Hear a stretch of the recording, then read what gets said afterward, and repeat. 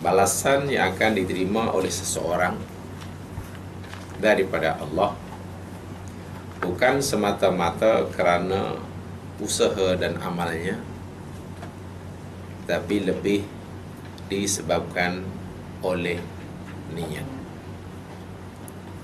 Barangkali apa yang dilakukan oleh orang yang Allah sebutkan dalam ayat 18 surah Al-Isra, dengan pekerjaan perbuatan yang dilakukan oleh mereka yang Allah sebutkan dalam ayat yang ke-19, mungkin sama sahaja usahanya.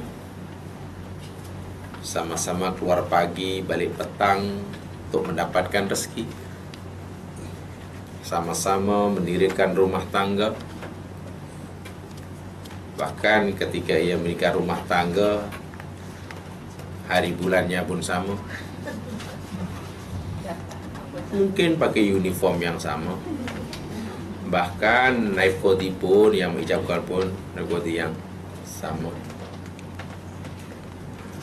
Setelah punya anak, masing-masing menghantar anak, sekolahkan anak dia pun mungkin di sekolah yang sama.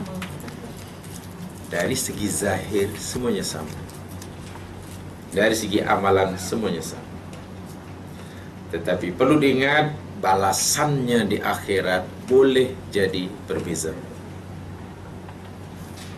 Perbezaan balasan di akhirat, kalau hanya setakat berbeza, yang satu dapat lebih, yang satu sedikit, itu mungkin taklah terlalu teruk. Tapi jika balasan di akhirat itu berbeza daripada segi jenisnya, yang satu mendapatkan syurga, sementara yang seorang mendapatkan neraka. Wa'iyadzubillah. Di mana silapnya? Bukankah perbuatan yang dilakukan sama, tempatnya sama, masa sama, penatnya mungkin lebih kurang sama? Allah nyatakan dalam surah Al-Isra ayat 18-19, kerana niatnya. Kerana niatnya. Siapa yang aradal ajilah, siapa yang inginkan duniawi, Allah bagi.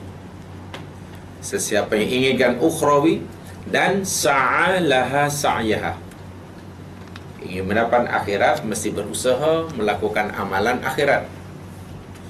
Tak boleh orang ingin masuk surga tapi melalui usaha-usaha duniawi atau usaha-usaha maksiat. Tak boleh lah. Sa'alaha sa'yaha, ia mesti berusaha bagi mendapatkan akhirat itu, sa'yaha, dengan usaha akhirat. Orang yang ingin masuk surga mesti melalui jalan yang menuju ke surga. Walaupun niat penting, tapi usaha juga kena disesuaikan dengan niat. Apatah lagi, dalam siri yang lepas kita telah pelajari dan kita telah jelaskan supaya sentiasa diingat, di mana amalan manusia ini secara umum terbagi menjadi 3. Ada amalan at-ta'at, ada amalan maksiat, dan ada amalan mubahat. Amalan kita manusia ini tidak terlepas daripada 3 itu. Ada kalanya amalan kita ini dikategorikan sebagai amalan ta'at, ketaatan kepada Allah, atau mungkin dikategorikan sebagai amalan maksiat tanpa kita sedari, dan juga mungkin dikategorikan sebagai amalan mubahat. Harus, mubah tu harus. Kaitannya dengan niat, amalan-amalan ta'at, amalan dikatakan sebagai amalan ta'at, dia menjadi amalan ta'at, bahkan boleh berubah menjadi amalan maksiat, yakni karena niatnya. Amalan ta'at sekalipun boleh bertukar menjadi amalan maksiat kerana niatnya. Sementara amalan maksiat tak akan bertukar menjadi ta'at kerana niat. Maksiat diniatkan maksiat ke atau tidak, dia tetap maksiat.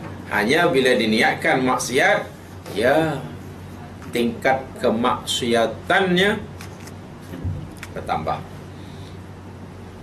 tingkat kemaksiatannya.